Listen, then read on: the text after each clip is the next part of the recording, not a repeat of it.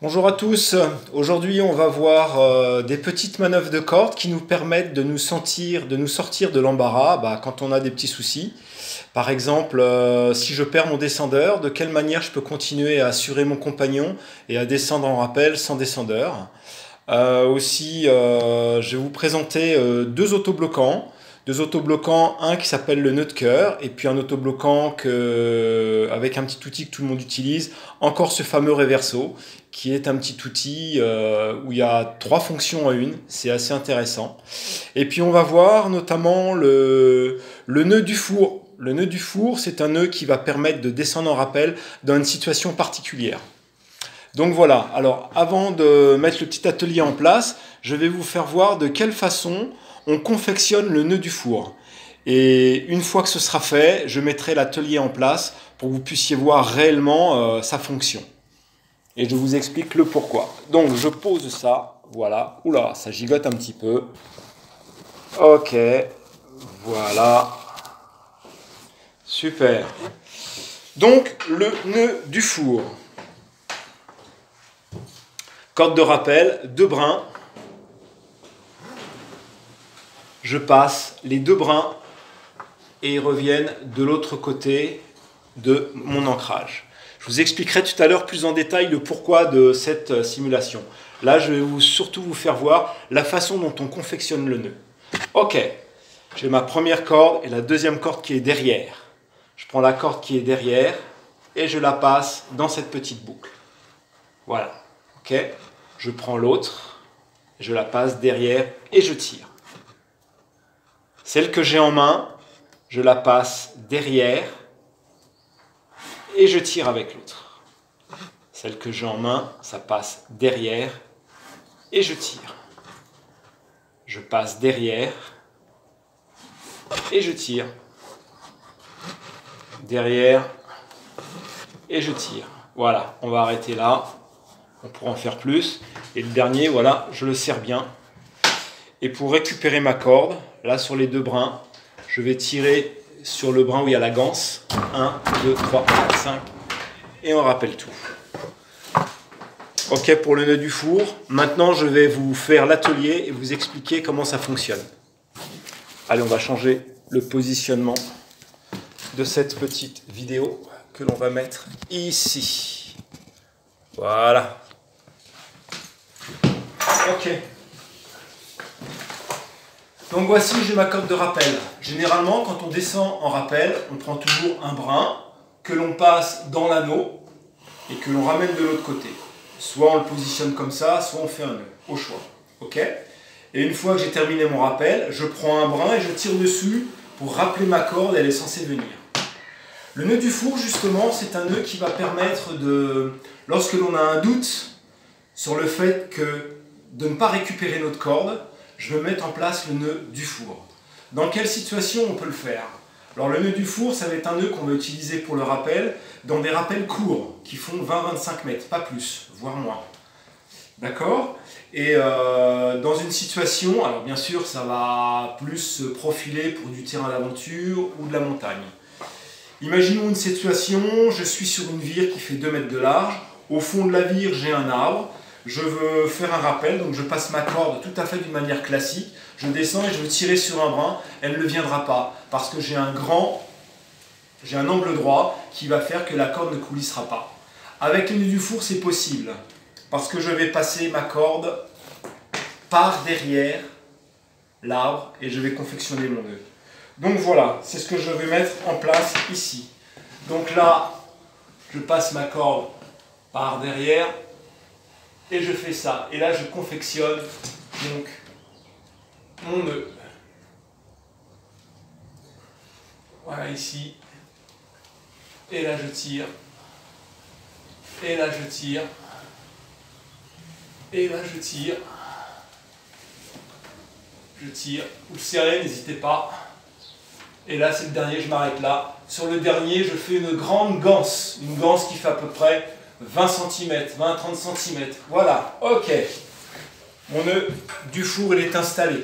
Je vais pouvoir descendre en rappel maintenant. Alors, il est évident que je vais descendre que sur un seul brin. Et je descends sur le bon brin, le brin qui tient, pas le brin sur lequel je dois tirer la corde pour le rappeler. Donc mon brin qui tient, en l'occurrence, c'est celui-là. Donc je vais installer mon réverso pour pouvoir descendre. D'accord. Et vous installez aussi vos autobloquants. Alors il est évident que je descends sur une corde. Comme je descends sur une corde, ça va être beaucoup plus rapide, il va falloir beaucoup plus serrer. Donc pour pallier à ce problème, deux solutions.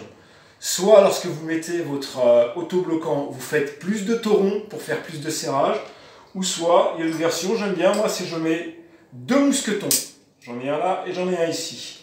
Je mets deux mousquetons qui vont augmenter donc la zone de frottement et qui me permettront donc de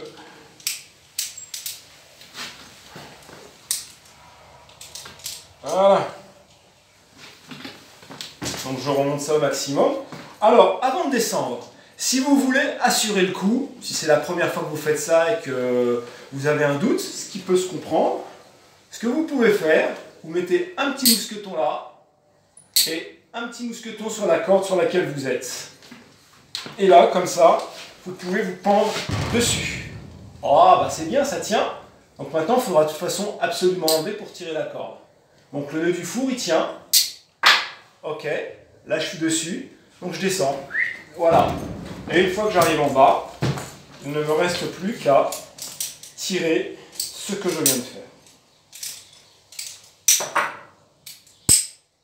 Alors le nœud a été soumis sous une tension. Donc là, la première corde que je dois tirer, celle-ci doit être un peu serrée. Donc là, il va falloir être un petit peu vigoureux sur le premier coup. Voilà, le premier il est passé. Maintenant, c'est un jeu d'enfant. Je tire à droite, je tire à gauche, je tire à droite, à gauche, à droite, à gauche, et ça vient. Voilà le nœud du four qui peut permettre de sortir de certaines situations quand on ne peut pas ramener sa corde normalement de rappel parce qu'elle se bloquerait. Voilà, ok pour le nœud du four. Maintenant on va voir, je vais descendre en rappel. Hop.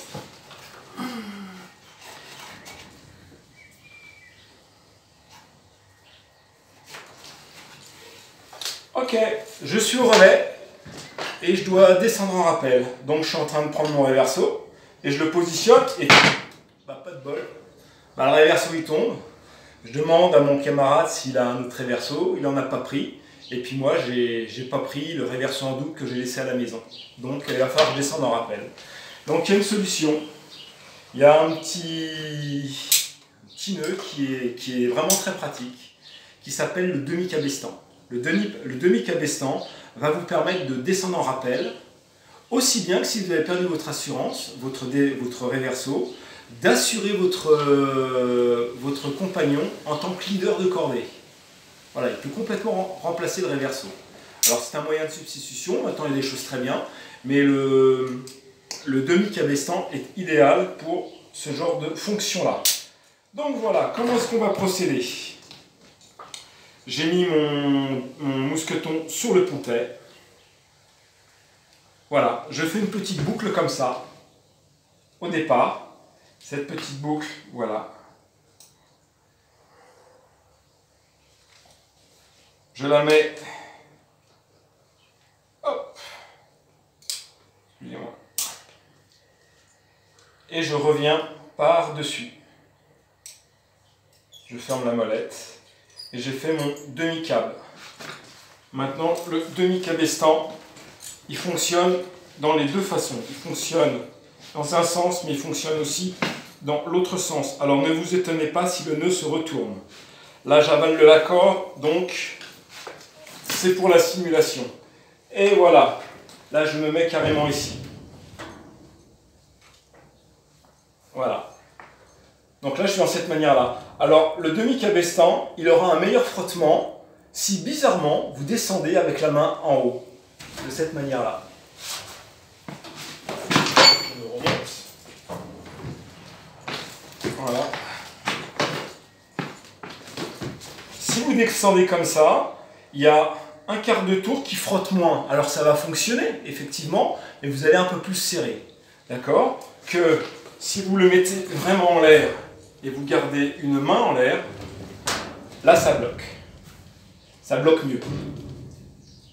Alors ça vous ne substitue pas, bien sûr, de l'autobloquant que vous allez mettre avec beaucoup plus de torons. Voilà.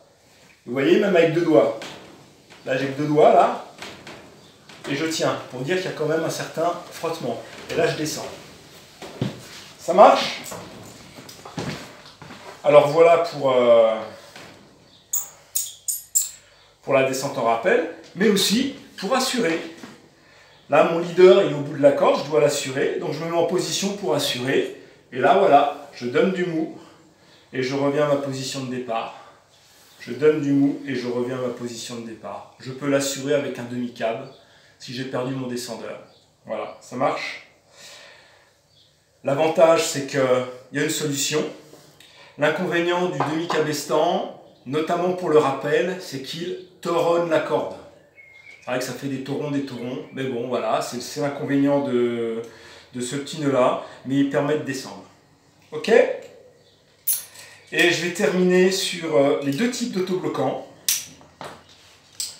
Donc, ces 2 autobloquants, je ferai une vidéo plus détaillée la prochaine fois. En faisant une simulation, je descends en rappel, et puis j'ai raté le relais suivant, et je suis beaucoup plus bas. Je suis à 10 mètres ou 15 mètres plus bas, il faut que je remonte sur ma corde. Alors vous avez toujours le moyen un petit peu à l'arrache, je me traque tant bien que mal. Voilà, en avalant la corde pour que je puisse remonter. Mais pour l'avoir déjà vécu, dans des parois qui sont vraiment bien verticales, vous jouez des biceps et c'est pas gagné. Donc là, vous laissez vraiment de l'énergie. Il y a des moyens très simples, avec le matériel dont on dispose, des mousquetons, notre réverso, qui permet donc de remonter sur une corde tranquillement. Donc on va voir le nœud de cœur. Le nœud de cœur se fait avec 2 mousquetons identiques. Généralement, il se fait avec des mousquetons qui n'ont pas de virole, de petites molettes pour les serrer. Parce que les petites molettes vont écarter les mousquetons et ça nuirait justement au fonctionnement du nœud de cœur. Ok? Donc comment est-ce que ça va fonctionner? Je mets mes 2 mousquetons identiques sur le pontet. Voilà. Je passe ma corde dedans et je la repasse dans un des mousquetons. Voilà ce que ça fait. J'espère que vous le voyez bien comme ça. Voilà. Et là donc je peux tirer d'un côté et ça me bloque de l'autre côté. Je peux tirer d'un côté et ça me bloque de l'autre côté. Et une fois que je suis comme ça, rien ne m'empêche de mettre un autobloquant. Je mets une sangle pour mettre mon pied dedans. Je me refais un renvoi ici. Et je tire. Hop, et je tire. Et là, je peux monter naturellement. Ok. C'est assez vite fait à mettre en place. Voilà. Alors, il y a ce moyen-là. Maintenant, si je veux redonner du mou, il faut que je fasse l'effet inverse. Voilà.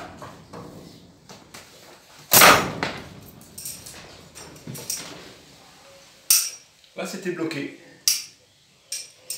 Voilà pour le nœud de cœur. Vous pouvez faire exactement la même chose avec votre petit ami que j'ai fait tomber tout à l'heure, volontairement, qui s'appelle le réverso. Lorsque vous êtes leader et que vous assurez votre compagnon, vous êtes au relais et votre réverso, vous le fixez avec l'œillet du haut. Donc pour remonter sur une corde avec un réverso, on va le mettre de la même manière. Donc je l'ai mis avec l'œillet du haut. Je me mets ça ici, d'accord? Très bien. Ma corde, la corde qui vient du haut, je la mets vers moi.